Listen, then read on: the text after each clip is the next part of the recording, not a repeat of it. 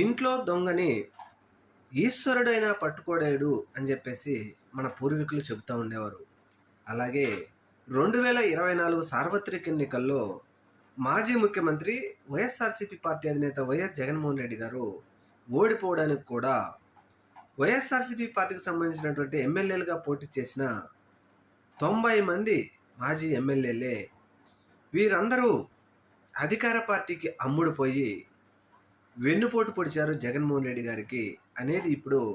జగన్మోహన్ రెడ్డి గారు తన సొంత టీంతో తయారు చేసుకోవడంతో విస్తుపోసే నిజాలు తెలిసాయని ఇప్పుడు ఒక విశ్వసనీయ సమాచారం. అలాగే జగన్మోహన్ రెడ్డి గారు కూడా చాలా బాధపడుతూ, నేను ఎంతో నమ్మి